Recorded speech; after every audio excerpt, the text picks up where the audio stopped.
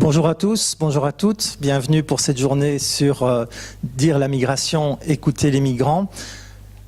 En 1942, vous le savez, des événements assez tragiques se sont passés non seulement dans notre pays, mais dans toute l'Europe. Et Alexandre me racontait que dans cette maison, 10 juifs ont été raflés et que tous les juifs du quartier ont été rassemblés précisément à l'endroit où nous nous trouvons ici, avant d'être déportés vers Malines et puis vers une destination encore plus funeste. Donc, cette question de la migration, elle n'est pas nouvelle, elle est sans doute moins tragique aujourd'hui, mais elle est tragique toujours, et les questions qu'elle pose sont des questions qui nous concernent tous. Alors, vous avez reçu le programme de la journée, je l'évoquerai très rapidement.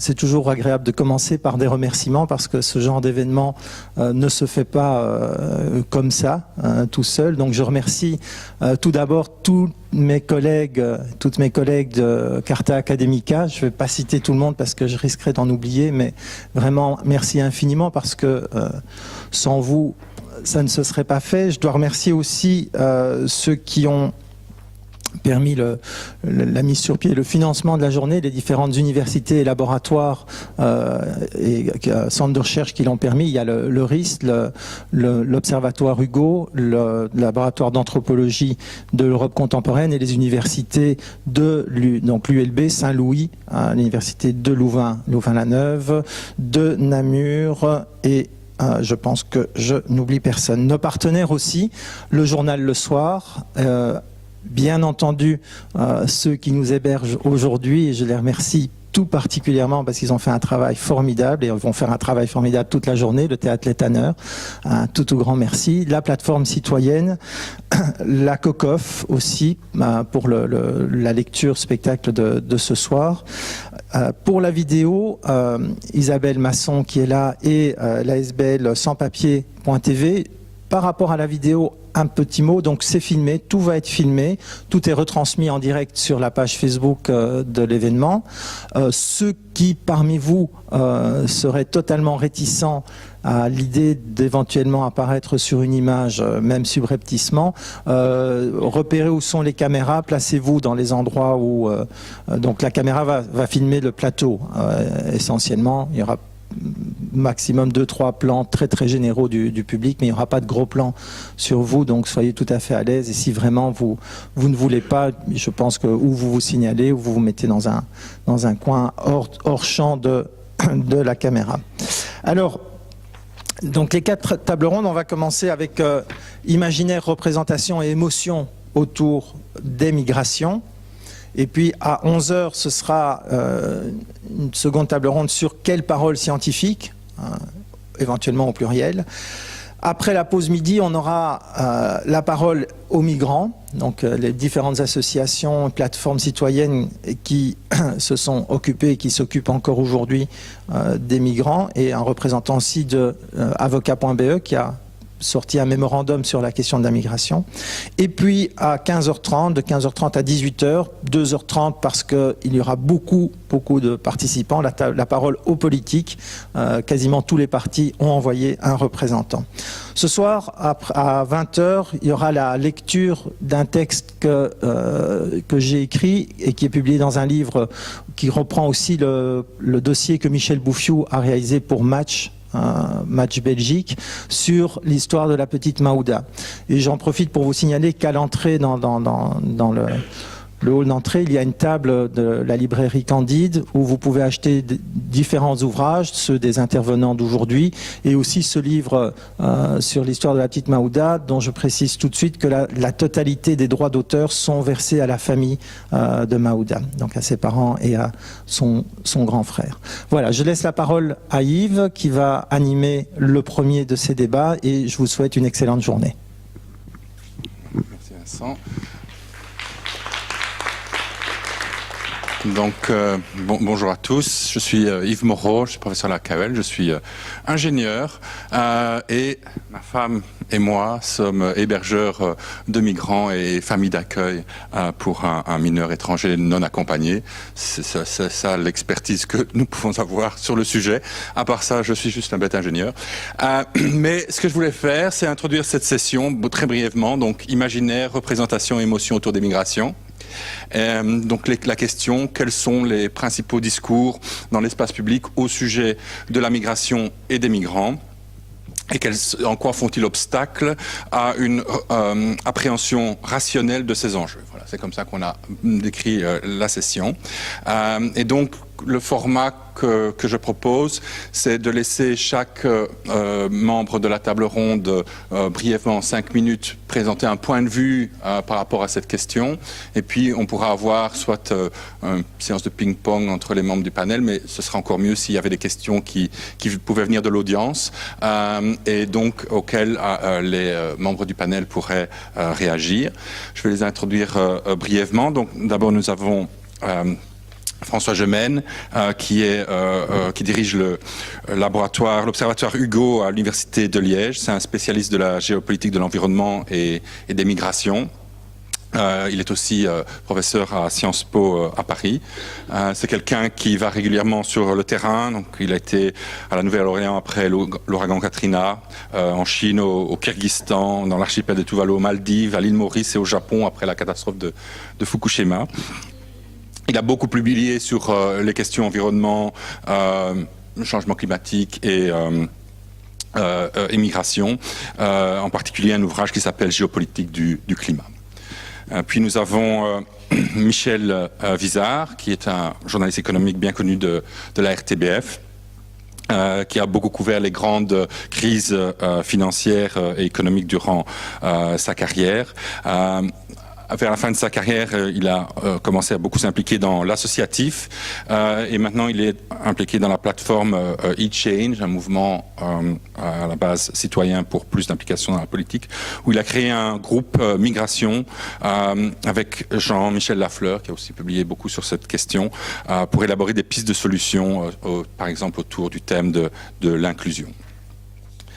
Puis nous avons Jacinthe Mazzochetti, qui est du laboratoire d'anthropologie prospective à l'UCL et qui mène des recherches en Afrique de l'Ouest, dans les îles Maltaises et en Belgique, où elle rencontre les héros et héroïnes du monde contemporain qu'on appelle migrants et migrantes.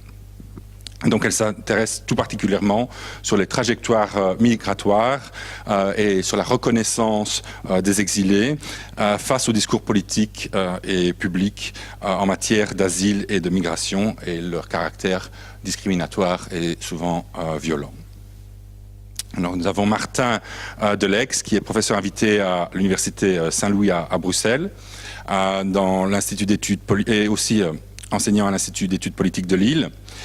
Il étudie la convergence des théories de la démocratie et la sociologie des migrations. Il a récemment publié un ouvrage sur le contrôle des frontières dans les démocraties contemporaines et en particulier aux frontières extérieures de l'Union européenne, qui s'appelle « Au bord de la démocratie ». Nous avons Nicolas Vado, qui est un dessinateur de presse et aussi auteur de bande dessinée. Et il collabore avec le Vif l'Express depuis 1993 et avec l'Echo depuis 2008. Vous avez beaucoup de ces cartoons. Il est aussi membre de Cartooning for Peace, donc il a été le vice-président de 2013 à 2007 de cette association. Et en particulier, pour rapport à une trajectoire migratoire, il a la triple nationalité française, britannique et australienne. Il a longuement vécu en Australie et travaillé encore pour la presse belge à ce moment-là. Et puis nous avons Laura Calabrese, qui est professeure au département des sciences de l'information et de la communication à l'ULB. Elle travaille sur l'analyse du discours, la sociolinguistique et la communication. Et en particulier, elle a récemment publié un ouvrage avec Marie Véniard qui s'appelle « Penser les mots et dire la migration », donc tout à fait au cœur de la question qu'on veut aborder, qui est quels sont les imaginaires, les représentations et les émotions autour des migrations. Je vais demander à François de commencer et puis passer la parole de l'un à l'autre. Merci beaucoup. Bonjour à toutes et à tous. Merci pour l'invitation et surtout pour l'organisation de la journée. Donc, puisqu'on a 5 minutes pour faire un propos liminaire, je ne vais pas traîner. Simplement pour dire qu'à mon sens, le débat public aujourd'hui dans les sociétés européennes est organisé autour, effectivement, est largement façonné par des imaginaires autour de la migration. Et je vais distinguer un imaginaire autour des migrations et un imaginaire autour des migrants. Et les deux sont évidemment liés l'un à l'autre. Notre imaginaire sur les migrations, je crois, reste largement façonné par une très vieille conception de la frontière qui date du traité de Westphalie au XVIIe siècle et qui va supposer qu'à chaque territoire doit correspondre une population. Et que si forcément à chaque territoire doit correspondre une population, eh bien, les migrations dans ce schéma sont une forme d'anomalie. Et aujourd'hui, on a une conception de la frontière qui est mise en cause, mise en question, par le fait qu'un même territoire va accueillir plusieurs populations et qu'une même population va se trouver répartie sur plusieurs territoires. Et donc la question qui va se poser, c'est comment est-ce qu'on recompose une population, un nous commun, à partir des gens qui se trouvent sur un même territoire. Mais cette idée que la migration soit considérée comme une forme d'anomalie a de très importantes conséquences politiques.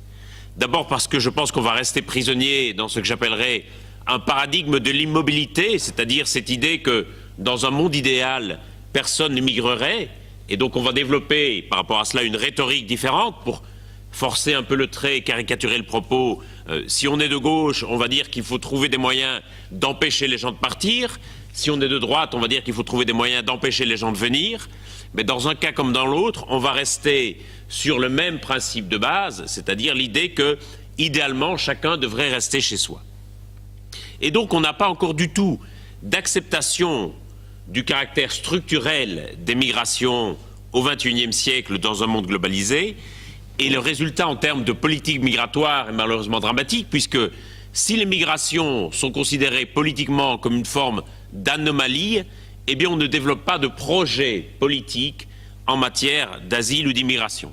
Et le résultat, je dirais que la Belgique en est un formidable exemple, c'est qu'on va avoir au mieux une politique migratoire qui sera strictement managériale, c'est le style Maggie de Bloch où on va quelque part gérer des flux et donc avec une politique qui sera très déshumanisée, puisqu'on va considérer qu'il y a juste des gens qui entrent et qui sortent et qu'il faut gérer cela comme on gérerait des flux de marchandises, où on va avoir au pire une politique qui sera uniquement une politique de communication et de surenchère, c'est le style Théo Franken, où finalement on ne va même plus du tout s'occuper des migrations, on va simplement utiliser et instrumentaliser la figure des migrants ou des demandeurs d'asile pour faire sa communication politique et agiter les peurs et les anxiétés de la population pour se construire une stature politique, ce qui a formidablement marché dans le cas de Théo Franken. Ça m'amène à la deuxième partie de mon propos qui touche à l'imaginaire sur les migrants eux-mêmes. Si la migration est considérée comme une sorte d'anomalie, comme finalement des gens qui ne devraient pas être là dans une conception traditionnelle et dépassée de la frontière, notre imaginaire sur les migrants va les confiner dans l'altérité, c'est-à-dire dans l'idée qu'ils soient différents de nous et quelque part qu'ils ne soient pas comme nous, qu'ils soient des autres. Et je crois que cet imaginaire de l'altérité va trouver ses causes dans deux faits principalement. Premièrement, le fait que on va sans cesse discuter des migrations comme s'il s'agissait d'une crise ou d'un problème. Forcément, si la migration est une anomalie politique, le fait que des migrants arrivent sera toujours considéré comme un problème à résoudre ou comme une crise à gérer. Et donc l'imaginaire de crise va faire que la population va essentiellement plaquer des émotions sur les migrations. Et des émotions pour le pire et le meilleur. Des émotions d'empathie, de pitié parfois devant des drames humains insupportables, et aussi des émotions d'anxiété et de peur face à des conditions humanitaires difficiles, face à des naufrages en Méditerranée, face à des gens qui souffrent et des gens qui meurent. Et donc on va avoir ces deux types d'émotions, qui d'ailleurs ne sont pas forcément contradictoires. La peur n'empêche pas l'empathie et vice-versa, mais on va avoir une grande difficulté à discuter rationnellement et pragmatiquement des questions migratoires. Et je crois que c'est une des raisons qui font que le débat est si passionné, si passionnel sur ces questions dans nos sociétés. Et l'autre cause, je crois, qui explique et qui justifie cet imaginaire d'altérité, c'est le fait qu'on va sans cesse parler des migrants au pluriel. On va dire les migrants, les réfugiés, les étrangers, les demandeurs d'asile. Comme si quelque part cette condition de migrant devenait consubstantielle de leur identité. Et comme s'il était impossible de reconnaître derrière le qualificatif de migrants, réfugiés, sans-papiers, demandeurs d'asile, étrangers, voire même de plus en plus musulmans, il était impossible de reconnaître chacune des personnes. Et je pense profondément que c'est en reconnaissant chacune des personnes dans leur singularité et derrière ce qualificatif qui correspond au fond à une situation administrative mais ne définit pas leur identité, c'est donc en reconnaissant cette singularité que nous parviendrons à réaliser que les migrants sont au fond une partie de nous-mêmes et pas les autres qu'on imagine. Et donc je crois que c'est par là que passera la possible reconstruction d'une société, d'un nous commun, à partir de populations d'origines différentes, mais qui habitent sur un même territoire. Bonjour à tout le monde. Alors d'abord, une première chose par rapport à mes voisins, moi je n'ai rien de spécialiste de la migration du tout. Par contre, je suis plongé dedans d'abord par un terrain un peu personnel depuis quelques années, et puis aussi parce que je suis actif au sein de cette plateforme qui vient d'être citée, eChange. eChange, c'est une plateforme qui n'est pas un parti politique, mais qui réfléchit sur une autre manière de faire la politique.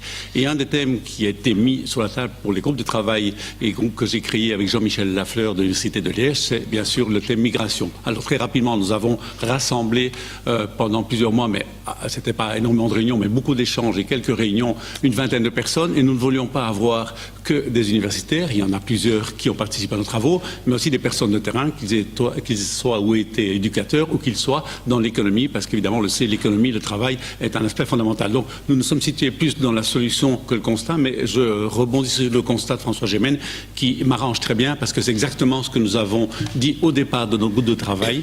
On n'est plus capable aujourd'hui de parler sereinement de la migration en Belgique. Le débat, pour des tas de raisons, et notamment pour certains propos de nos ministres qui viennent de partir, ont polarisé complètement le débat et rend toute discussion quasiment impossible, on le sait.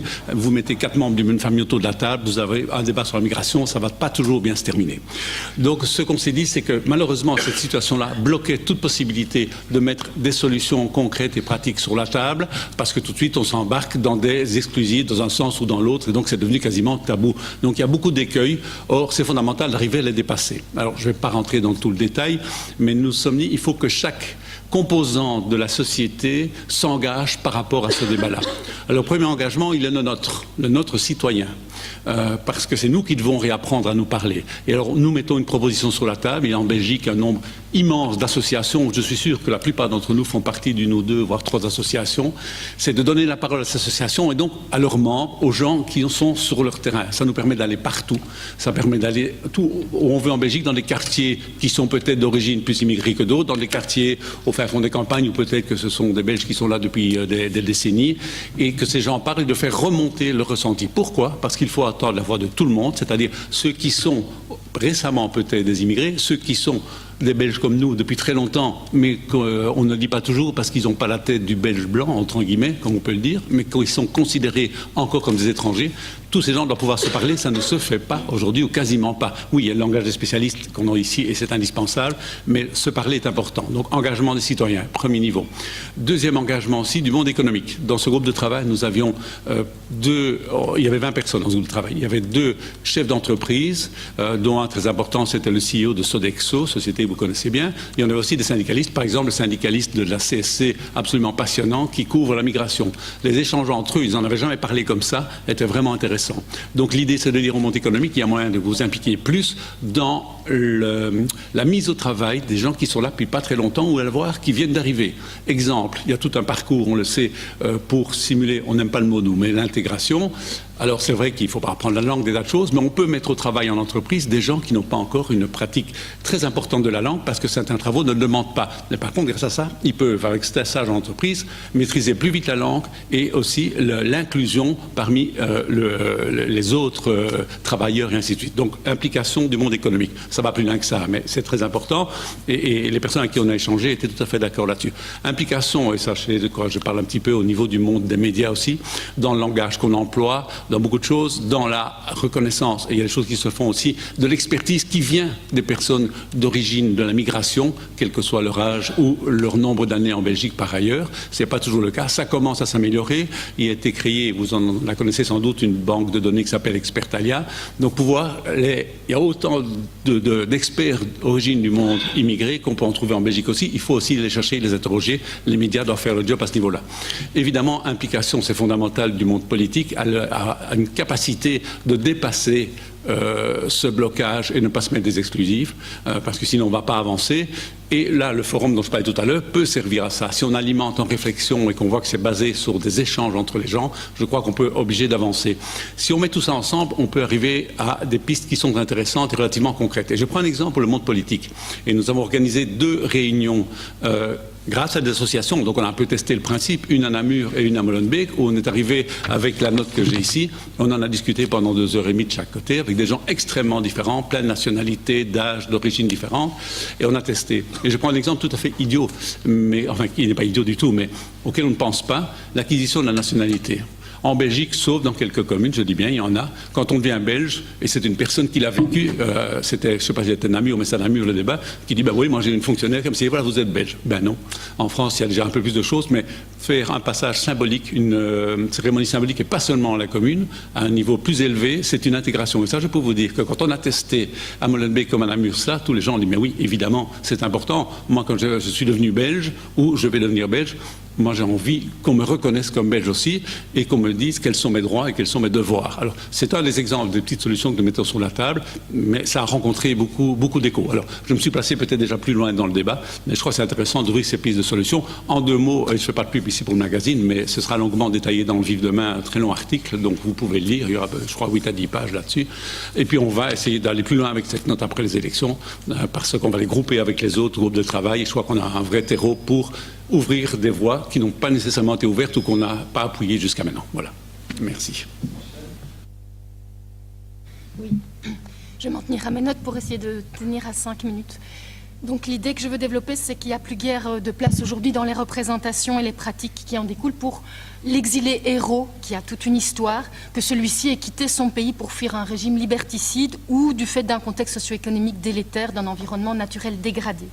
Et donc dans le contexte d'anomalie tel qu'il a été décrit en introduction par François Gemène, ce changement de regard s'inscrit dans un basculement plus global qui, ces dernières décennies, a progressivement métamorphosé les représentations à l'égard des migrants et des réfugiés en Europe. Donc, fermeture et militarisation des frontières, mais aussi discours de faillite de l'intégration, chute des taux d'acceptation des demandes d'asile. Et donc, l'aspect sélectif qui régissait les migrations économiques s'est donc déplacé. L'accueil s'est vu réservé aux vraies victimes qui doivent apporter la preuve des violences qu'elles ont subies. Et parallèlement, on observe une convergence de plus en plus claire de 2 branches de la loi, celle de la criminalité et celle de l'immigration, avec ce fameux nouveau concept de crime migration en anglais qui regroupe les 2 mots. C'est l'idée que les techniques policières sont aujourd'hui appliquées au contrôle, qui étaient et qui sont toujours appliquées au contrôle et à la répression de la délinquance, sont aujourd'hui également utilisées pour la gestion des personnes dites irrégulières, dont les délits sont pourtant d'ordre administratif. Alors cette mutation de l'image des migrants et des réfugiés, elle est également très prégnante dans le discours médiatique. Alors je m'appuie ici sur une étude collective qui a été financée par Belspo autour des représentations des médias, dans les médias des migrants et des réfugiés, qui va sortir là tout bientôt en 2019, à laquelle j'ai participé. Et en gros, en résumé très très grossier, les différentes analyses de contenu réalisées pointent des tendances semblables. Donc d'une part, les personnes migrantes sont largement représentées comme victimes ou en danger. Les portraits négatifs sont beaucoup plus fréquents que les portraits positifs. Les personnes sont présentées dans une position passive, sans véritable voix, et les migrants et les réfugiés ont en outre tendance à être amenés à une masse dont on nie les individualités. Et en outre, en se concentrant principalement sur le point de vue des autorités institutionnelles et politiques, les discours sont largement structurés par l'idée d'une mise en problème. Alors d'un point de vue plus micro, Ce basculement dans le discours et le regard porté sur les migrants et les réfugiés nous invite à penser, pour reprendre les mots de Trawalé, les routines d'altérisation et de ségrégation instituées par les majoritaires, comme il le dit. Donc moi, je suis anthropologue, ethnographe, donc je travaille avec des choses beaucoup plus micro. Et pour pas être trop longue, j'ai juste pris un exemple en lien avec mes travaux de recherche qui touche notamment aux pratiques d'enfermement des personnes migrantes. Parce que l'enfermement participe de la fabrique des imaginaires d'individus coupables de leurs conditions et de leur échec, parce que l'enfermement participe aussi de la fabrique d'imaginaires d'individus dangereux, inaptes, illégitimes. Alors sur un de mes terrains dans les îles Maltaises, la question de l'enfermement des migrants, demandeurs d'asile y compris, suite aux arrivées par naufrage, est particulièrement explicite. Donc les personnes sont enfermées entre 12 et 18 mois, même si c'est en train progressivement de changer, tout doucement, on pourrait y revenir dans le débat si vous le souhaitez, suite à la criminalisation du passage non régulier des frontières. Donc malgré le fait qu'il n'y a pas d'alternative légalisée, leur entrée sur le territoire par voie maritime les transforme en illégaux, en hors-la-loi et en perçus criminels. En vis-à-vis, dans les yeux des populations, si on les enferme, c'est qu'ils doivent bien être dangereux ou coupables de quelque chose. Et donc on a donc un serpent qui se mange la queue puisque ça construit l'appréhension coupable et la prétendue dangerosité de la personne suivante et ça vient justifier son enfermement. Alors ces discours relatifs aux bons et mauvais migrants, aux vrais et faux réfugiés, finissent, et je cite ici Foucault, par constituer un régime de vérité qui se joue par ailleurs dans le registre de la panique morale et qui en viennent à faire accepter toute une série de choses, dont l'enfermement des migrants, alors que, comme le dit Claire Rodier, ils ne sont privés de liberté que pour des raisons administratives, ce qui est tout à fait... quand on y pense, c'est assez fou. Alors, ces régimes de vérité sont aujourd'hui devenus pratiquement inquestionnables, malgré le fait qu'ils ont des effets non seulement violents, mais tout à fait contre-productifs, puisque ça n'empêche pas évidemment les personnes de migrer, ça criminalise par contre les parcours. Ceci dit, malgré le fait que ça ne fonctionne pas, comme le dit Bitlow, eh bien, il y a autre chose qui se joue, et ce qui se joue est notamment d'ordre symbolique, c'est-à-dire que leur scène est davantage idéologique, spectaculaire, elle joue et elle se joue des affects et des émotions.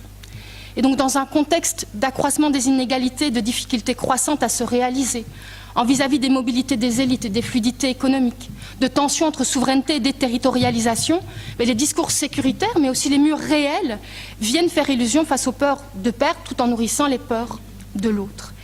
Alors, pour terminer, je voudrais attirer l'attention sur la distinction entre humanité et humanitaire et sur les pièges que recèle la logique humanitaire qui, bien que parfois nécessaire, ne peut s'autosuffire parce que c'est souvent le pendant, le vis-à-vis de la logique sécuritaire dont je viens de dire très rapidement quelques mots.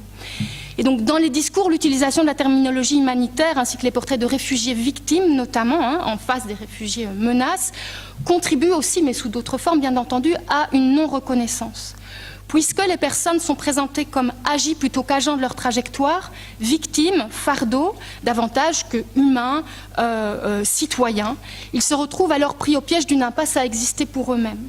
Donc cette image de victime dans laquelle ils sont enfermés alimente d'autres peurs. Ce n'est pas les peurs de l'abus de droit, ce n'est pas les peurs de la compétition sur le marché de travail, ce n'est pas les peurs des risques de violence, c'est notamment les peurs qui tournent autour de la question de l'abus de notre système social, mais il y en a d'autres. Et particulièrement pour les personnes et les citoyens qui sont déjà eux-mêmes fragilisés dans leurs conditions de vie. En outre, ce faisant, s'observe le maintien d'un ordre social tout à fait inégalitaire, puisque logique et sécuritaire et humanitaire à terme empêchent toutes deux aux migrants d'être des jeux politiques, des jeux qui ne seraient pas réduits à une massification déshumanisante et effrayante ou aux violences et précarités qu'ils ont vécues. Et là, je me tourne vers Yves. Si j'ai encore 1 minute, je terminerai avec un extrait d'entretien. Je peux ou je ne peux pas? Je peux? Alors, je voudrais citer Hicham, qui est un jeune réfugié syrien de 26 ans. Je m'excuse, c'est en anglais et je ne vais pas avoir le temps de traduire, mais je trouve... Enfin, voilà, vous me direz ce que vous en pensez. Il dit « 1000 cases is just a count. It's just a number. But one guy, one story could rest in your mind. His name, his picture... We have in the news, there was an accident, 2 people named X and Y, je ne sais pas comment on dit en anglais, were killed. It's a tragedy. But there was an accident, 100 people died. 100, it's a number. We don't think about these 100 families, 100 beloved ones. So maybe if the media is using Mohammed is a refugee and he did things, they can give a much positive image to the people. And refugees, they can feel, oh, they believe in us. Okay, we are not only in need, and it's important for us. And also, sometimes they can say, refugees have problems, but Belgians have also problems. So we have our problems, they have their problems, we have problems. We can work it out together. It's all about humanizing people. Voilà, bon, merci. Bonjour et merci beaucoup de l'invitation.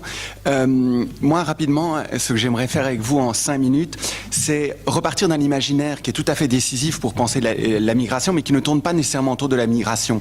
Moi, ce que j'aimerais faire avec vous, c'est essayer rapidement de revenir sur l'imaginaire de la démocratie. Parce qu'en fait, le régime politique dans lequel nous accueillons les migrants n'est pas indifférent. Le fait qu'on accueille les migrants en démocratie joue un rôle. Et j'aimerais repartir d'une idée généreuse, mais à mon avis simpliste de la démocratie, la critiquer, et puis critiquer cette critique, et ensuite vous laisser vous faire votre propre opinion sur la définition de la démocratie que vous souhaitez retenir.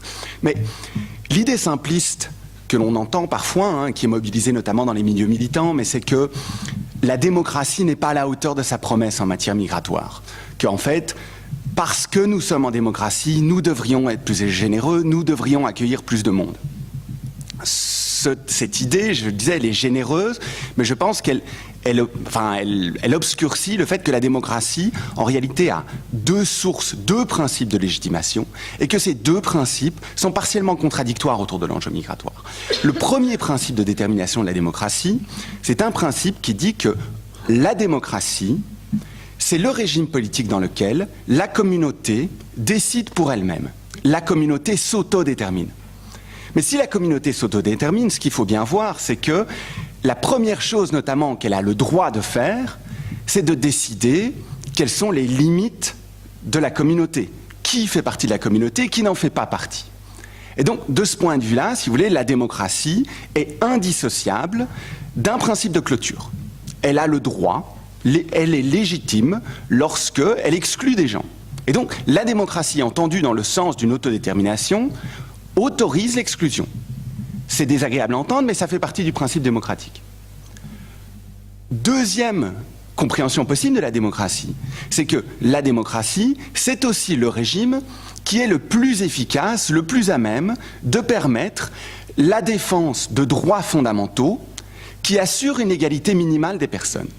La démocratie, c'est aussi la communauté des citoyens, qui est une communauté des égaux. De ce point de vue-là, la démocratie, en quelque sorte, est indissociable de la Déclaration universelle des droits de l'homme, dont l'article 14 stipule bien qu'il y a un droit à une certaine liberté de mouvement. Droit à l'immigration, pas de droit à l'immigration. Donc c'est une liberté de mouvement un peu asymétrique, mais enfin, qui stipule quand même que les individus devraient pouvoir se déplacer plus ou moins librement. Et donc, de ce point de vue-là, la démocratie est indissociable également d'un principe d'ouverture. Il faudrait, en démocratie, pouvoir garantir une certaine liberté, une certaine égalité de mouvement entre les individus, qui fait partie de l'égalité que la démocratie se doit de défendre. Et donc on a deux principes de légitimation de la démocratie qui, autour de l'enjeu migratoire, sont en contradiction flagrante. D'où, en quelque sorte, le malaise permanent de la démocratie autour de ces enjeux migratoires. C'est que, si on regarde ces sources philosophiques, elles disent deux choses différentes. Alors, comment est-ce qu'on peut essayer de sortir de ce malaise? Je ne sais pas s'il y a une sortie simple. Simplement, je voudrais pointer du doigt le fait que cette première déconstruction peut elle-même être déconstruite. Premier élément, l'idée des droits. L'idée que les droits sont nécessairement universels et en faveur d'une certaine ouverture. Ce qu'on voit de plus en plus dans le discours politique aujourd'hui, c'est en fait la mobilisation de certains droits pour rejeter l'octroi d'autres droits à des migrants. Je m'explique. Si vous regardez le discours du Rassemblement national aujourd'hui, en particulier, disons, le Rassemblement national version Philippot, ce qu'on observe, c'est qu'en fait, vous allez faire jouer des droits contre des droits. Les droits sociaux des nationaux contre les droits fondamentaux des migrants. Et donc l'idée même que la défense des droits va forcément être en quelque sorte le levier d'ouverture de la démocratie, va nous amener vers une démocratie plus cosmopolitique, peut être mise en défaut, peut être prise en défaut par cette façon de faire jouer les droits contre les droits. Donc les droits ne sont pas toujours nécessairement vecteurs d'ouverture. Deuxième chose, dans ce principe d'autodétermination, donc le premier élément que je mentionnais, qui va plus vers une fermeture de la démocratie, ce qu'on observe, c'est que c'est un principe qui fonctionne à double fond. Pourquoi est-ce que c'est important que nous puissions nous déterminer ?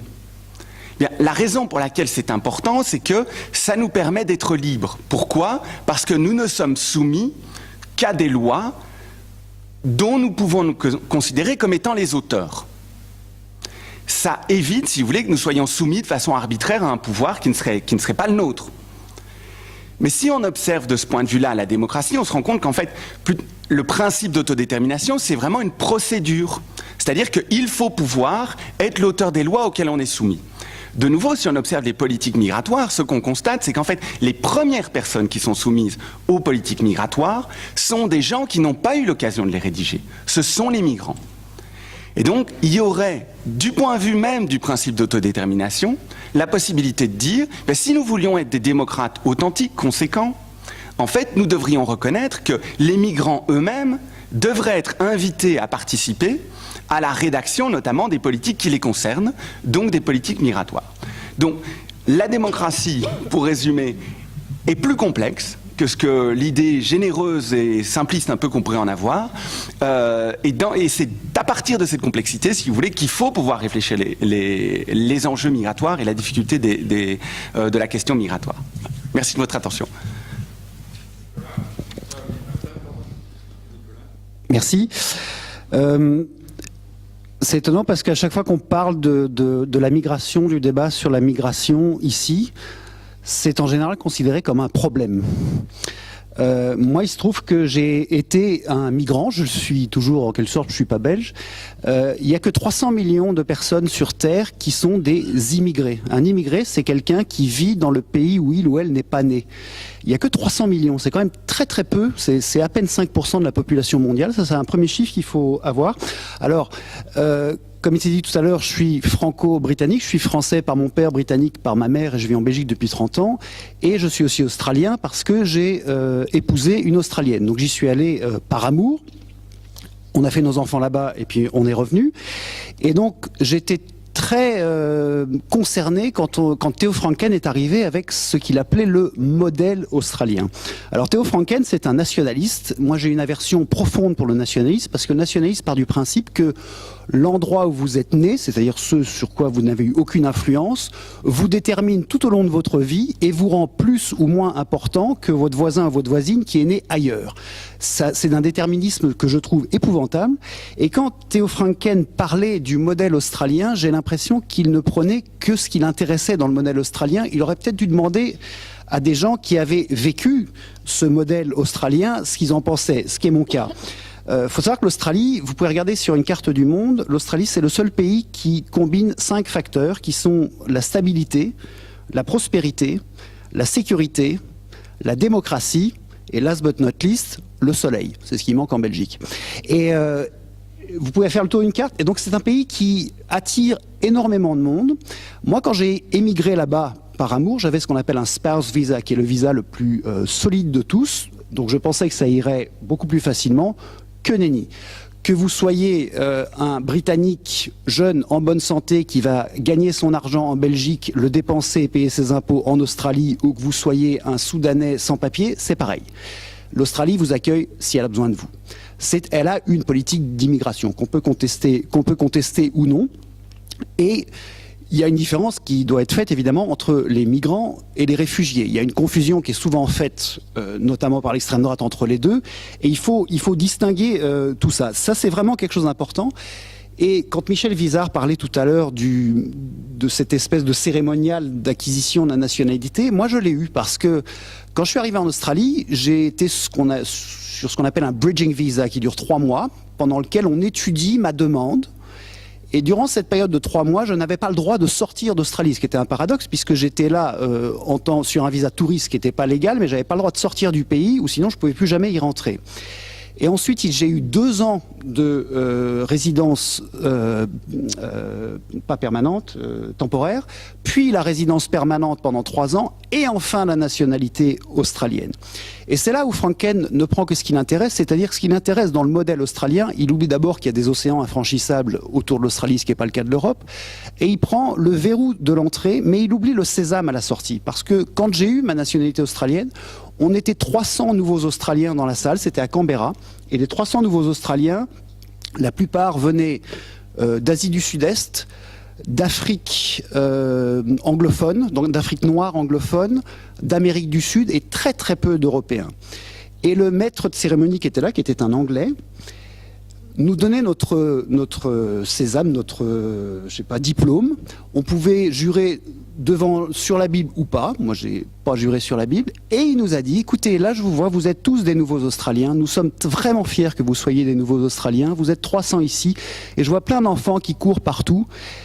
Et retenez bien ce qu'il m'a dit. Parce que c'était au moment où, en France, il y avait le débat sur l'identité nationale. Et Franken aurait dû être là pour entendre ce que ce gars m'a dit. Ce que ce gars nous a dit à nous. Il nous a dit, aujourd'hui, vous devenez des Australiens, c'est très important, vous avez les mêmes droits que les Australiens, mais vous avez les mêmes devoirs que les Australiens, d'une part, et d'autre part, c'est pas parce que vous devenez Australien que vous cessez d'être ce que vous étiez auparavant. Donc je vous en prie, même si vous êtes Australien aujourd'hui, continuez à parler votre langue d'origine et à transmettre votre culture d'origine à vos enfants à la maison. Ça, c'est ce qui prouve que l'Australie est une vraie machine à intégrer. Et il y a des anecdotes que j'ai eues, par exemple, pour mes 2 enfants qui sont nés là-bas. Le médecin obstétricien, c'était une femme, elle s'appelait Ouda Younis. Et elle était moyenne-orientale et très très chic. Elle était toujours, on a l'impression qu'elle allait à un mariage tout le temps. Elle était en talons aiguilles. Même quand elle a fait l'accouchement de mes enfants, elle avait ses hauts talons. Elle était maquillée, super chic comme ça. Et tout le temps, on se demandait, mais d'où vient-elle? Est-ce qu'elle serait pas, peut-être qu'elle est juive, israélienne, peut-être qu'elle est jordanienne, égyptienne et tout ça. Et on n'osait pas lui demander, alors qu'en Australie, il y a quelque chose qui n'est pas du tout tabou, qui est tabou ici, c'est qu'on vous demande d'où vous venez ethniquement parlant, puisque c'est un pays qui s'est construit par l'immigration. Et puis un jour, j'ose et je lui dis, et vous venez d'où? Et là, elle me dit, je suis irakienne. Et là, moi, ça a fait tilt parce que, en tant que dessinateur de presse, je manie les clichés. Je dois tenter de manier les clichés sans être caricatural. Et c'est vrai que quand je dessinais des Irakiens avec les guerres de Bush et tout ça, on avait tendance à dessiner des victimes ou des gens qui fuyaient les bombes. Et là, j'avais cette dame qui avait bac plus 24 et qui avait fui le régime de Saddam, qui était partie en Nouvelle-Zélande et puis qui avait rencontré un Australien et qui était venue ensuite en Australie. Et puis je lui dis, parce qu'elle avait l'accent moyen-orientaux qu'ils ont quand ils parlent anglais, et je lui ai demandé, parce que j'étais pas sûr, je savais pas si vous étiez peut-être, on pensait que vous étiez peut-être égyptienne, ça, ou peut-être juive même, et elle me regarde et elle me dit, but I could have been the same, you know, Arabs and Jews, we are the same, we have the same blood, that's why we hate each other.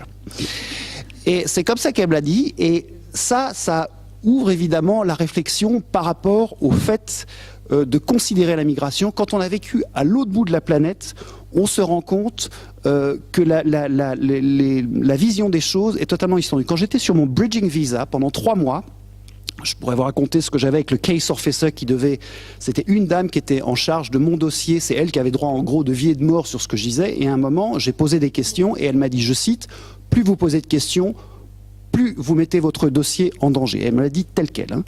Je devais montrer des photos de ma relation avec mon épouse. À un moment, j'ai cru qu'elle allait me demander une sextape. On n'était pas loin de là.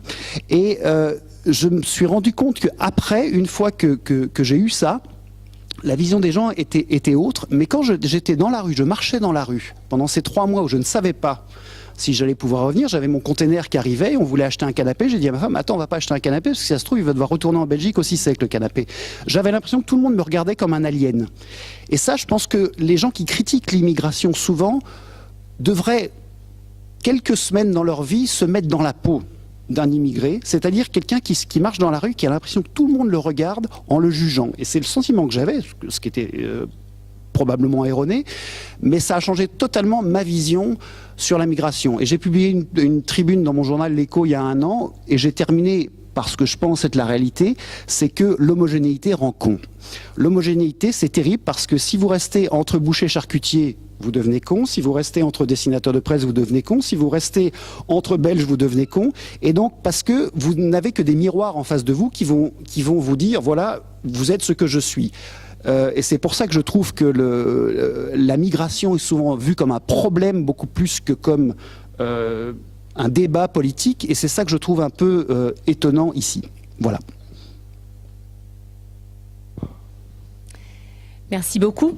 Alors moi, je travaille sur les mots et je viens de publier un livre avec ma collègue Marie Véniard sur les mots de la migration.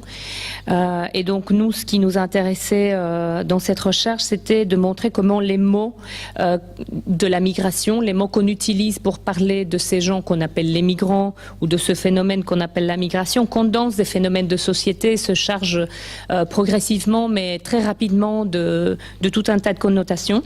Alors il y a deux phénomènes que j'aimerais sur lesquels j'aimerais parler ici très rapidement. Alors pour rebondir sur ce qui a déjà été fait, le premier phénomène est l'effet agglutinateur des mots définis, des mots qui ont un article défini, comme les migrants, les réfugiés, on en a déjà parlé. Alors évidemment, ça crée un effet de groupe. Hein, qui sont-ils, qui sont-elles, qui sont ces gens, qu'est-ce qu'ils font, comment ils s'appellent eux-mêmes, est-ce qu'ils se reconnaissent dans cette catégorie ou pas, est-ce que c'est correct, est-ce que c'est juste d'appeler des gens avec, de coller sur les gens une étiquette administrative. Alors nous savons toutes et tous ici que nous sommes tous victimes des étiquettes administratives. Hein. Nous sommes tous catégorisés en permanence. Alors, ça, c'est un phénomène qui est tout d'abord linguistique. Donc, les langues catégorisent, les langues simplifient. On ne peut pas parler sans simplifier. Oui, puisque la réalité phénoménale est beaucoup plus complexe que ce que nous pouvons exprimer par le langage. Donc le langage simplifie, il crée des stéréotypes en permanence, des stéréotypes qui peuvent être négatifs mais aussi positifs. Alors on parle des Belges, on parle des Européens, on parle des pauvres, on parle des riches, on parle des gens de droite. Et là, on simplifie aussi. Donc ça, c'est un phénomène qui va au-delà de la question migratoire et je pense qu'on doit faire attention à ça. Et il faut dire que, du moins dans la presse de référence, oui, les journalistes, ils ont essayé de faire attention à ça et d'éviter la déshumanisation, parfois avec succès, parfois pas. Oui, mais donc pas oublier que c'est un phénomène linguistique, c'est un phénomène cognitif puisque notre cerveau est fait pour catégoriser la réalité, pour créer des catégories. Hein. Et puis c'est un phénomène social puisque, on l'a déjà dit, l'État-nation, il a besoin de catégories pour gérer la masse de citoyennes et de citoyens que nous sommes. Donc ça, c'est un premier phénomène. Et le deuxième phénomène que je trouve très intéressant et qui se produit dans le discours politique et médiatique, c'est qu'on est confronté à un choix binaire qui est celui de migrants-réfugiés. Alors je ne sais pas si vous vous souvenez, pendant l'été, en août 2015, Al Jazeera avait déjà posé très tôt cette question du poids des mots, hein, qui est une métaphore en fait, qui circule beaucoup. Hein, on parle du poids des mots quand on n'est pas d'accord avec les mots qu'on utilise. Quand on est d'accord, on ne parle pas du poids des mots. On ne dit pas faites attention aux mots justes, les mots ont un poids, etc. Et donc ce que disait Al Jazeera dans cet article qu'ils avaient publié en août 2015, c'est qu'ils n'allaient plus utiliser le mot migrant puisqu'il était très péjoratif et qu'ils allaient uniquement utiliser le mot réfugié, ce qui pose un problème au niveau de la catégorisation des personnes et de la protection que l'État donne à celles et ceux qui sont considérés des réfugiés. Donc, ce qu'Al Jazeera disait, c'est finalement, il y a une dénomination qui est légitime et l'autre qui n'est pas légitime. Alors, dans le discours politique, majoritairement, ce qu'on nous dit aussi, c'est qu'il existe des migrants et il existe des réfugiés et que c'est très facile de les trier. C'est facile de comprendre qu'il y a le bon réfugié, celui qui fuit le régime, un mauvais régime politique, et il y a les mauvais migrants, ceux qui cherchent une meilleure situation économique. Alors il faut savoir que la distinction entre migrants et réfugiés, parce que souvent on dit ah oui, mais faisons attention, il y a une énorme différence. Oui, mais la distinction migrants et réfugiés, ce sont des mots finalement. Ce sont des mots qu'on a créés à un certain moment, bon il y a très longtemps en fait, mais dont le sens moderne est assez récent et dont le sens est le résultat d'un processus historique où on a décidé que le réfugié serait plutôt de nature politique. Oui, donc ça c'est un terme qui a une définition juridique. Alors quand on sort du discours politique et du discours médiatique, on voit que les gens lambda comme nous, utilisent d'autres mots. Ils appellent les migrants ou réfugiés, ils les appellent des invités, des artisans. Parfois, ils les appellent réfugiés même s'ils n'ont pas le statut de réfugiés. Parfois, on dit « Ah, les migrants réfugiés, je m'en fous. On les appelle comme on veut, mais finalement, voilà, il faut les aider. » ou voilà. Et donc, ce que l'on voit, c'est que dans le discours politique, il y a une réduction du débat public, finalement, en nous confrontant à ce choix binaire. Vous savez que les médias ne nous disent pas ce que l'on doit penser, mais ils nous disent ce à quoi on doit penser. Oui, puisque c'est eux qui décident de quoi on parle, de quoi est faite l'actualité. Et ils nous donnent aussi les mots pour en parler. Et donc les mots qui sont disponibles, c'est migrants ou réfugiés. Soit l'un, soit l'autre. Alors que le HCR parle par exemple de flux mixtes. Parfois, c'est pas si facile de déterminer qui est un migrant, qui est un réfugié, est-ce que c'est des causes politiques, économiques. Voilà. Donc, pour finir, tout simplement, alors je pense que quoi que l'on pense des phénomènes migratoires, et je pense que là, il faut respecter le fait qu'il y a des avis différents, et qu'il y aura toujours des avis différents, surtout, oui. Je trouve que notre responsabilité est de toujours remettre en question l'usage des mots, et notamment dans le discours politique, oui, et de ne pas prendre ça pour argent comptant. Voilà, et de faire des choix parfois qui vont à l'encontre de ce répertoire limité de mots qui nous est donné.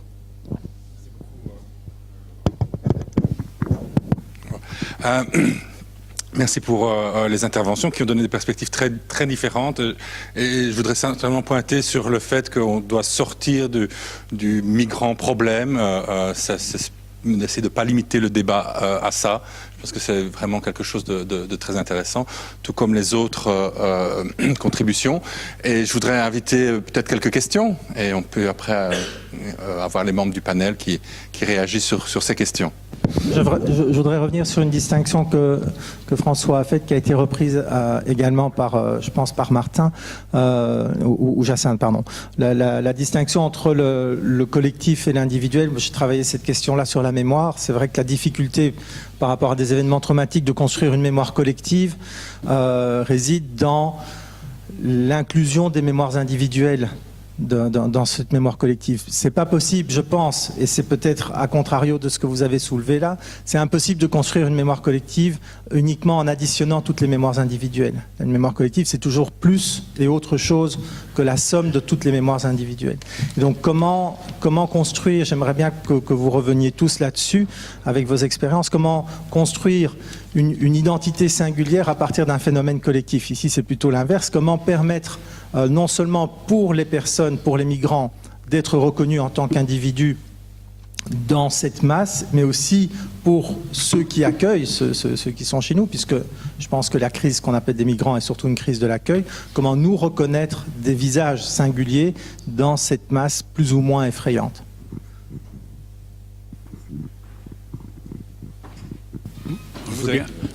Je veux bien commencer au niveau des médias parce que ce que Vincent dit ici, c'est fondamental et les médias ont été plusieurs fois, à juste titre, je pense, interpellés par rapport à ça.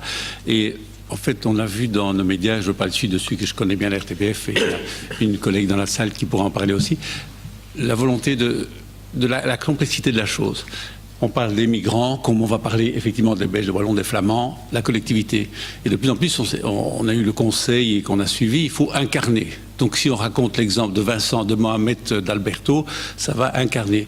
Mais à quel moment de l'incarnation avec une personne individuelle on peut passer au récit collectif? Ça, mes voisins pourraient dire plus que moi, et c'est la complexité. Je pense que les deux sont nécessaires, mais qu'à un moment donné, on est aussi obligé de parler d'un groupe, parce que la politique se décide aussi pour un groupe et pas uniquement pour Vincent, Alberto ou Salvatore. Et donc c'est important. Donc c'est très complexe, mais vous pouvez le voir dans tous les médias, il y a ces démarches de raconter les parcours. Et dans le conseil de la note que nous avons mis, c'est ça, c'est d'incarner aussi, et je rejoins ce que Nicolas Fadot disait, aussi des exemples de réussite, bien sûr, parce qu'il y en a énormément. Comme aussi le langage que nous tenait dans le groupe de travail le patron de Sodexo qui dit « mais moi j'ai besoin de ces personnes-là, j'ai besoin énormément, on dit qu'il y a du boulot pour eux, mais il faut que ce soit bien organisé ». Donc comment passer d'individuel au collectif en respectant les deux, et c'est toute la complexité, je pense.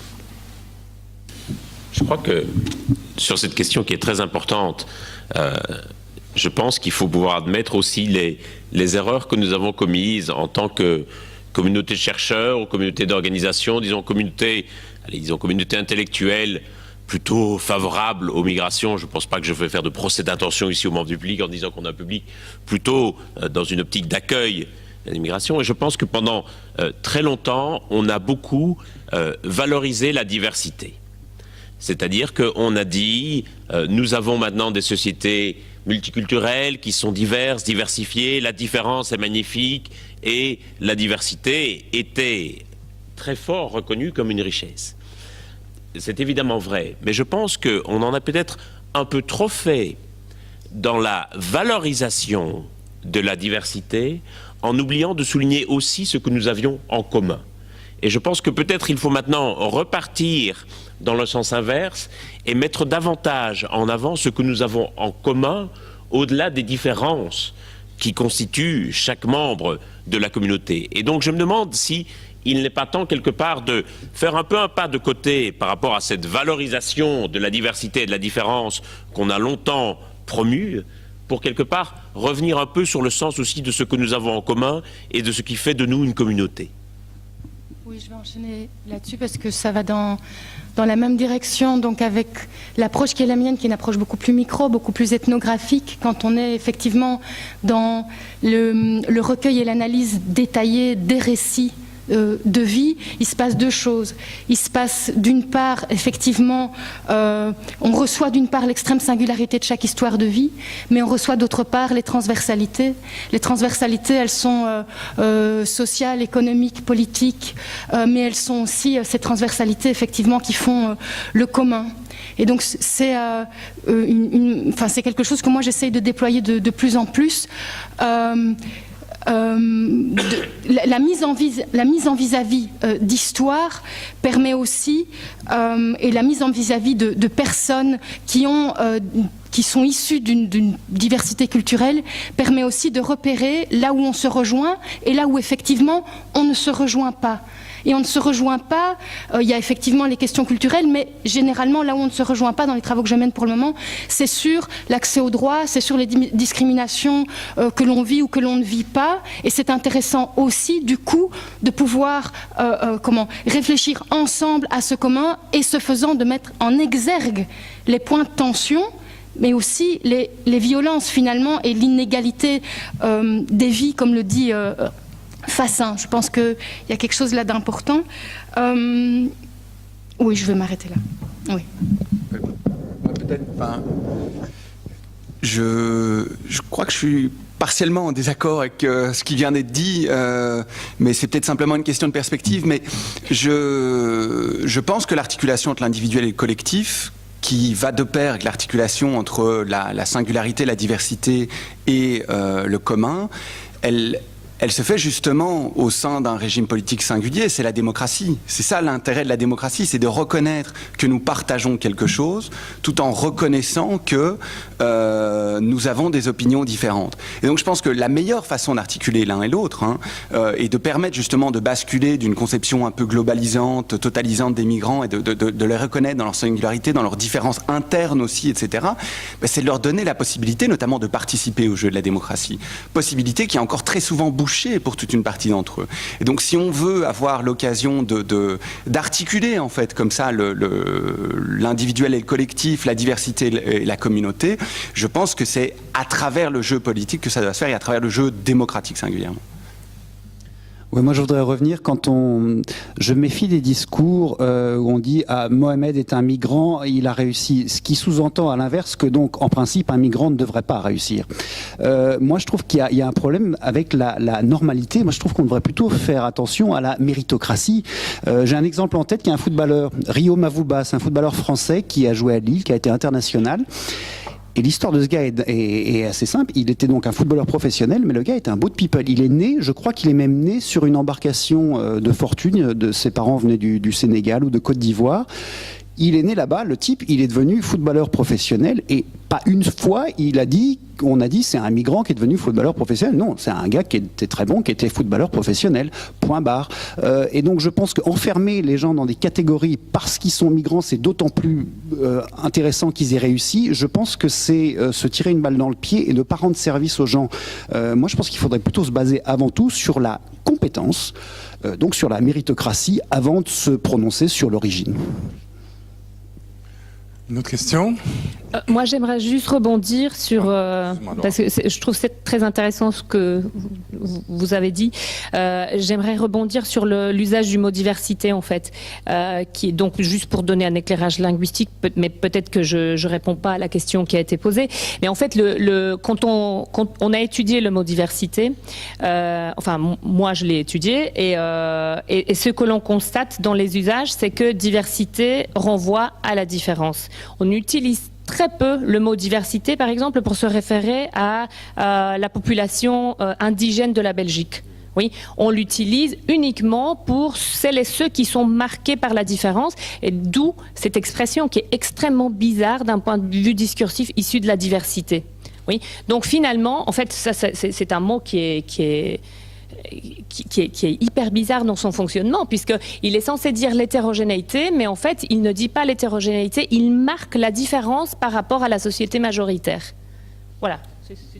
Il y avait là-dessus, si je peux me permettre, une très belle publicité de la deuxième chaîne de télévision danoise, qu'on voit un peu dans Borgen pour ceux qui suivent la série, et qui, en fait, la publicité fonctionnait comme ceci. On faisait venir dans un grand hangar des groupes de Danois qui étaient très identifiés et très stéréotypés. Donc vous aviez un groupe de mères célibataires, vous aviez un groupe de bikers avec des vestes en cuir, vous aviez un groupe d'immigrés africains.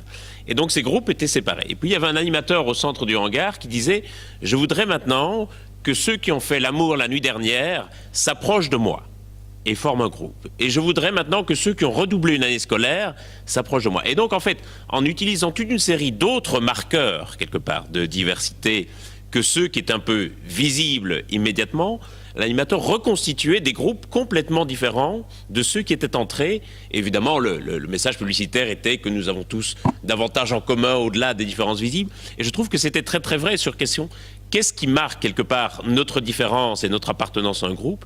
C'est très souvent effectivement ces signes de différence visibles, alors qu'il y a parfois bien d'autres choses et bien davantage que nous avons en commun au-delà de différences apparentes. Oui, moi je voudrais réagir aussi. Moi j'entends des diversités dans diversité des histoires de vie. Et donc pas diversité culturelle, et c'est ça le premier.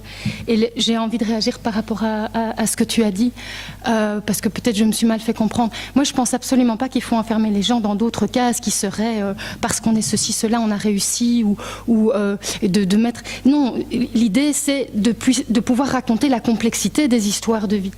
Pour le moment, indéniablement, dans la majorité des discours, les personnes que l'on qualifie de migrantes ou de réfugiés, etc., sont enfermées dans des toutes petites cases qui ne permettent pas de déployer en fait justement le commun.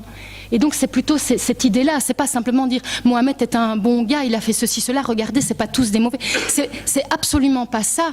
C'est pouvoir permettre aux personnes d'exister dans la complexité de leur être. Et c'est quand même, ben voilà, je voulais repréciser ça. Merci. On va prendre une autre question.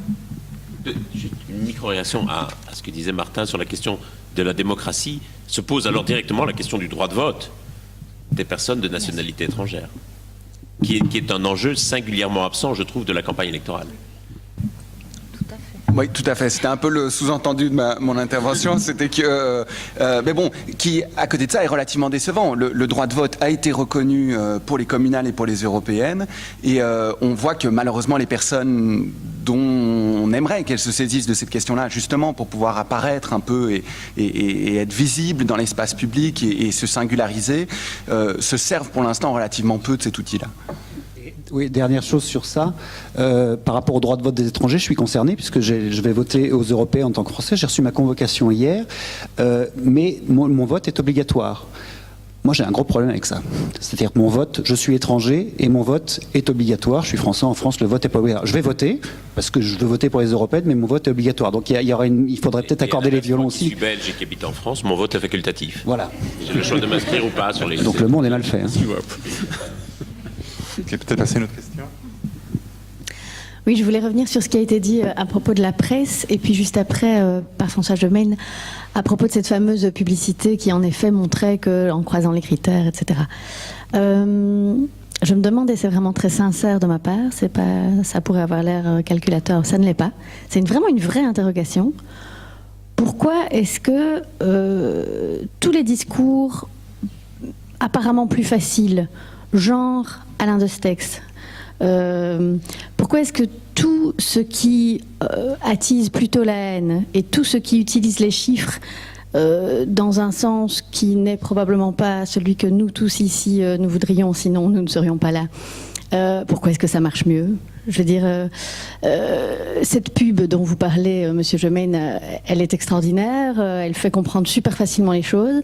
Le livre de Jean-Michel Lafleur, eh bien, il pourrait aussi séduire. Enfin, et en plus, j'ai la naïveté de croire que peut-être dans le monde, et restons en Belgique, je pense qu'il y a plus de gens qui ont envie d'être positifs, mais il faut bien quand même constater, et les médias s'en servent, mais mon propos n'est pas d'incriminer les médias, il faut constater que les discours négatifs l'emportent et semblent séduire plus, ou alors est-ce qu'on a une image tronquée des...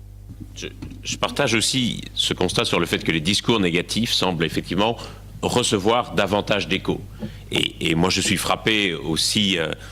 par exemple, il se trouve qu'avec Pierre Verberon, on va sortir un petit livre de propositions à peu près au moment où Theo Franken sortait son livre aussi. Et je suis très frappé de voir que Theo Franken était invité partout dans la presse à faire des interviews et qu'après, il y avait un petit encart en disant « Ah, au fait, il y a aussi un type de médecin du monde et un chercheur qui ont publié un petit livre de propositions. » Comme si, quelque part, les deux n'avaient pas à être mis sur le même plan. Et je ne dis pas du tout que Theo Franken n'a pas le droit de s'exprimer dans l'espace public ou de faire des propositions, mais j'étais très frappé de l'appétit et l'appétence des médias pour, quelque part, ce qui est controversé, ce qui va attiser les peurs et les haines. Je pense qu'il y a deux éléments qui expliquent cela.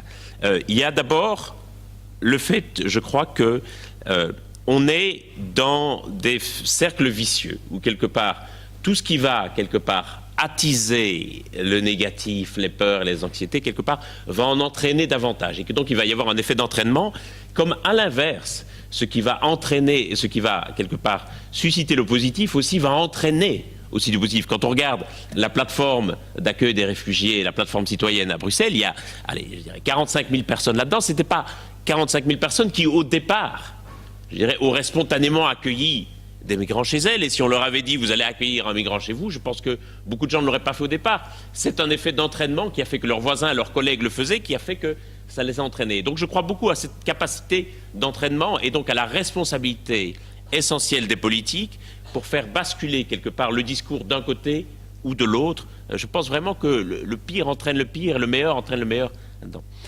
Et puis il y a aussi le fait que je pense que nous commettons souvent des erreurs, en tout cas nous en tant que chercheurs, qui est d'essayer d'opposer une sorte de réalité objective des chiffres face à une perception subjective. Et quelque part ne pas suffisamment prendre en compte cette perception subjective. Et si les discours de Franken et de Destex marchent très bien, c'est parce qu'ils font abstraction de la réalité objective pour justement partir de la perception subjective des gens. Et nous... Mais pour autant que ces chiffres, je crois, pour autant que ce chiffre rejoigne la perception subjective des gens. Je suis parfois frappé du fait qu'on va dire ou faire des exposés à Bruxelles en disant, vous savez, en Belgique, il n'y a que 8 ou 10% d'immigrés ou d'étrangers, etc., dans des quartiers où il y a parfois 30 ou 35% de population d'origine étrangère. Et donc les gens, je pense, vont parfois avoir l'impression que quelque part, on leur ment ou qu'on leur prend pour des idiots, quelque part en alignant des réalités objectives qui sont des agrégats nationaux macroéconomiques, qui ne correspondent pas du tout à la réalité que eux vivent et qui est en quelque sorte aussi une forme de vérité. Je crois qu'en tant que chercheurs, nous devons faire l'effort de reconnaître que cette perception subjective est aussi une forme de vérité et que quelque part, si on croit qu'on a d'un côté une sorte de vérité objective, statistique, qui va s'opposer à des mensonges, des a priori, des idées reçues, je pense qu'il faut réaliser aussi que ces idées reçues et ces a priori constituent aussi pour les gens une forme de vérité et qu'il faut parvenir à intégrer cela. Je voudrais ajouter deux choses. D'abord, ça n'a pas encore été dit, pour moi c'est absolument fondamental. Je ne suis pas sociologue, rien du tout, mais ça a été dit dans le groupe et c'est une chose que j'ai ressentie en tant que juriste économique depuis la crise d'il y a 10 ans, c'est qu'en fait il faut donner la parole aux gens qui se posent la question, pas leur dire voilà, il n'y a pas autant d'immigrés que vous pensez. Non, non, non, non, il faut leur donner la parole et les angoisses sont absolument légitimes et c'est elles qui doivent être déconstruites d'abord. Alors évidemment, quand là-dessus on met un lance-flamme qui s'appelle Franken ou d'autres de Stex, ça fait évidemment des catastrophes, mais il faut aussi donner la parole, c'est un peu l'idée de notre forum pour aller sur le terrain, c'est de écouter non pas seulement des gens comme nous qui sont déjà motivés, mais écoutez des personnes qui ont peur et leur dire mais vous pouvez venir et vous pouvez sans tabou dire vos craintes en respectant votre interlocuteur. Ça c'est une première chose. Et la grande chose par rapport aux médias, entre autres par rapport à ce que disait Nicolas Vado tout à l'heure, moi je crois qu'il faut des discours positifs à condition qu'ils soient de la véritable information et que raconter le parcours de quelqu'un qui a eu 3 fois plus difficile que moi pour réussir parce qu'il venait d'ailleurs, parce qu'il n'est pas né dans le bon milieu, parce que si, parce que ça doit être raconté et ça a un effet multiplicateur aussi auprès des gens. Disaient mais si c'est possible pour elle, si c'est possible pour lui, c'est peut-être possible pour moi. Et je pense que c'est important aussi, mais ça ne doit pas dire tout le monde il est beau, tout le monde il est gentil, il faut mettre les difficultés. Mais ces récits-là me paraissent absolument fondamentaux. Oui, je voudrais aussi ajouter un tout petit élément par rapport à cette question. Le premier, c'est qu'il y a aussi un historique de la manière dont ces imaginaires se sont progressivement constitués, donc ces imaginaires de peur, de rejet, en lien avec évidemment les discours et les politiques publiques, et qu'il y a certaines personnes qui travaillent là-dessus, mais c'est important de voir aussi, ça ne vient pas de nulle part, ça ne nous tombe pas dessus. Ça fait quand même depuis au moins les années 70 qu'il y a quelque chose comme ça qui est massivement présent dans le discours médiatique et politique, et que forcément, à un moment donné, ça a des effets aussi sur, on pourrait dire, l'inconscient collectif pour faire court. Et la deuxième chose, face à un registre, ce que je voulais dire, c'est recevoir aussi les émotions, justement, la question des peurs, des angoisses, et travailler là-dessus. Et donc, c'est plutôt une invitation peut-être aux chercheurs. Ça se fait encore peu. C'est-à-dire, on est encore très vite choqué par c'est des discours racistes, etc. On n'a pas envie de les entendre. Et je pense qu'il y a fondamentalement pas suffisamment de recherches qui sont à l'écoute aussi de ce qui se joue là et de ces personnes-là pour saisir aussi cette dynamique, pas seulement d'un point de vue macro, mais aussi d'un point de vue plus micro. Voilà. Oui, et il y a... vas-y. Moi, juste en 2 secondes, mais moi simplement, je suis pas tout à fait d'accord avec la prémisse de la question. La prémisse, c'est que les discours xénophobes apportent nécessairement des succès électoraux. Ce qui est intéressant, c'est que si on observe disons qui fonctionnent. Or, si on observe l'état actuel des sondages, qui n'est pas le résultat de l'élection, mais ce qu'on observe, c'est que la liste des Stex ne décolle absolument pas, que le MR risque de payer cher en partie sa position sur l'immigration. Je veux dire, le fait d'enfermer des enfants, je suis content que ça soit pénalisé à un moment ou à un autre dans les urnes, mais qu'ils risquent de le payer et que les partis qui ont adopté une politique différente sur l'immigration ou qui se revendiquent en tout cas d'un plus grand degré d'ouverture, pour le dire vite, pourraient remporter des succès. Ce qui est intéressant, c'est de voir que c'est pas la même chose là au sud et au nord du pays, ce qui démontre bien que les discours ne fonctionnent pas toujours. Ça dépend du contexte, ça dépend du tissu associatif, ça dépend des interventions de la société civile. Enfin, il y a tout un ensemble de choses qui permettent justement de faire en sorte que ces discours ne soient pas toujours couronnés de succès. Oui, oui. Ouais. Et puis il y a la différence, c'est le récit national. Il n'y a pas de sentiment national en Belgique francophone. C'est pour ça que l'extrême droite n'arrive pas à percoler là-dessus, ce qui n'est pas le cas en Flandre. Moi, ce que je voulais dire, c'est que on peut continuer à se mettre une pince à linge sur le nez en disant on ne veut pas parler avec des Stex, avec des gens comme ça. Ok, on va rester dans l'entre-soi. C'est ce que je disais tout à l'heure. Nous, avec Cartooning for Peace, surtout après les attentats de Charlie Hebdo, moi j'ai 5 collègues qui ont été assassinés ce jour-là, dont un copain. On est allé beaucoup dans les banlieues, j'y suis allé moi-même, dans les banlieues françaises, je suis allé dans des écoles difficiles à Bruxelles aussi, j'ai parlé de laïcité, je peux vous dire que parler de laïcité à des jeunes des banlieues, c'est pas facile. J'ai montré des dessins blasphématoires et je leur ai expliqué pourquoi moi-même, la meilleure manière de défendre Charlie Hebdo, pour moi, c'était de dire que Charlie Hebdo est un journal que je déteste. Parce que je trouve que c'est un journal de vieux cons franchouillards, mais je le défends parce que c'est la liberté d'expression. Je leur ai expliqué comment était cadrée la liberté d'expression, ce qu'est la laïcité. J'ai entendu des choses épouvantables. J'y suis allé 3 ans de suite et j'entends les mêmes choses. Un antisémitisme chevillé au corps, un sexisme, un machisme épouvantable. Ils se recroquevillent sur leur religion qui est l'islam. Ils se disent avant tout musulmans avant d'être français. Ils rejettent la France. Ce sont des discours que l'on doit absolument entendre pour ensuite les déconstruire. On ne peut pas rester entre soi, on est entre gens bien pensants. Ça va pas parce que dans ce cas, on ne fait que nourrir le monstre de l'extrême droite. Et je pars du principe qu'il faut absolument parler avec des gens avec qui on n'est pas d'accord, sinon on ne progresse pas. J'aimerais rajouter encore une chose. Par rapport à l'usage des chiffres, on ne le trouve pas uniquement chez des gens de droite ou voire xénophobes. J'ai entendu beaucoup chez des chercheurs qui sont plutôt favorables à la migration utiliser des chiffres pour dire mais en fait non, il n'y a pas beaucoup de réfugiés, il n'y a pas beaucoup de migrants chez nous. Mais alors où est-ce qu'on... Je trouve que c'est un dispositif rhétorique qui est très dangereux. Alors, je n'ai pas de réponse, mais je me pose la question, est-ce que c'est vraiment utile de dire ça? Où est-ce qu'on met la barre? À partir de quand est-ce que c'est trop? Et pour qui? C'est peut-être pas trop pour moi, mais c'est trop pour vous. Voilà. Michel Guevers, je voudrais revenir sur l'intervention de Nicolas Wadeau, pas la dernière que j'approuve totalement, mais la précédente, sur la méritocratie. En fait, toute la politique d'immigration australienne est basée sur la méritocratie. C'est un système de points. Vous devez prouver que vous allez être utile à l'économie du pays. Et j'ai une longue expérience aussi de l'Australie. J'ai vécu là plusieurs années. Je suis devenu résident permanent. Je suis tout à fait d'accord pour dire que c'est un pays qui est génial une fois qu'on est australien. Notamment, je vais rajouter un élément très positif. Quand vous allez dans une maison communale en Australie, il est affiché à l'entrée, dans cette maison communale, nous avons des fonctionnaires qui parlent les langues suivantes. Et vous avez une dizaine de langues. Chez nous, en Belgique, même si le fonctionnaire connaît le français, dans des communes flamandes, il n'a pas le droit de parler le français. Donc, tout à fait d'accord. Mais par ailleurs, c'est un pays qui a aussi développé la politique des bagnes pour ceux qui n'ont pas eu la chance d'arriver en Australie. Et cette politique a été soutenue aussi bien par les travaillistes que par les libéraux, qui sont le parti conservateur, depuis maintenant une dizaine d'années.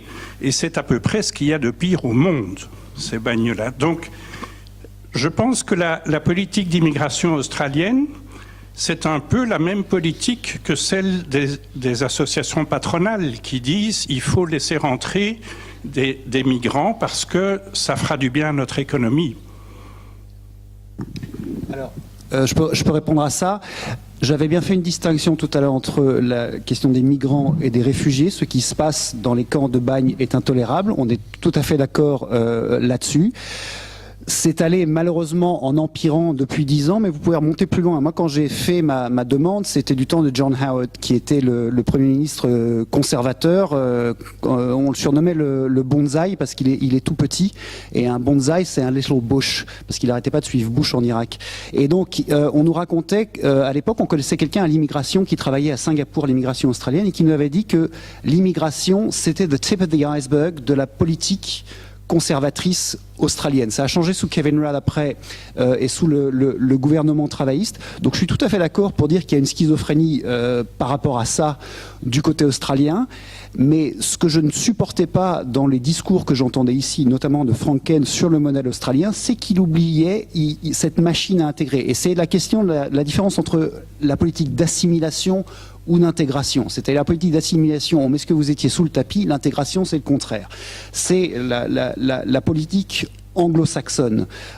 Et donc, ce que je voulais dire, c'est que l'Australie reste un pays, de ce que j'en sais, je l'ai quitté il y a 9 ans, reste un pays qui est quand même assez ouvert à l'immigration, et une fois que vous y êtes, en effet, on ne vous juge plus sur votre origine. Alors qu'ici, on vous jugera quand même sur votre origine jusqu'à la tombe. Et c'est ça la différence. Maintenant, je ne dis pas que le système australien est parfait, on est bien d'accord.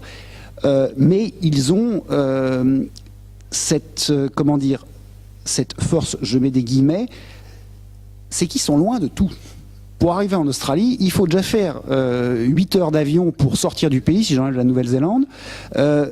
Les gens qui arrivent en bateau, ils peuvent pas arriver comme en Méditerranée, parce que ça va être, ils sont quasiment sûrs de mourir. Et si encore ils arrivent en Australie, ils doivent traverser des déserts infranchissables pour arriver dans les grandes villes. Donc, il est plus facile de juguler, entre guillemets, l'immigration quand on est dans un pays si loin que quand on est en Europe. Donc c'est pour ça que quand Franken nous dit qu'il faut appliquer le modèle australien d'immigration en Europe, j'estime que c'est impossible. En revanche, il y a des choses qui sont sur l'immigration choisie, qui peuvent être questionnées ou mises en pratique ici. Par exemple, moi j'ai dû passer le parcours d'intégration, et je trouve que je parle anglais couramment, donc j'avais pas ce problème-là, mais j'ai dû répondre à des questionnaires. Il y avait même un truc qui est allé au Parlement, c'est qu'on devait savoir s'il y a une des questions qu'on devait mettre dans ce questionnaire, si on devait connaître le nom d'un joueur de cricket très connu des années 60. Pour savoir si on était vraiment australien, il fallait connaître ce gars-là. Finalement, ils ont enlevé le truc du questionnaire.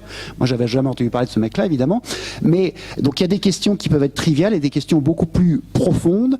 Mais on peut critiquer le modèle d'immigration australien, mais la différence entre le modèle d'immigration australien et ici, c'est que l'Australie a un modèle d'immigration. Ce qui n'est pas le cas ici. Et ça, c'est le problème ici, c'est qu'on est le cul entre deux chaises. C'est je pense qu'on n'a pas encore choisi ici quel modèle nous voulions dans notre vieille Europe, sachant que c'est beaucoup plus compliqué étant donné la géographie générale.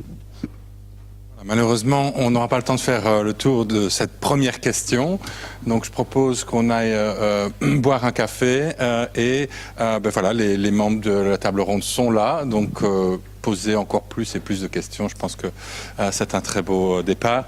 Merci encore tous les membres de la table ronde et merci au public pour les questions.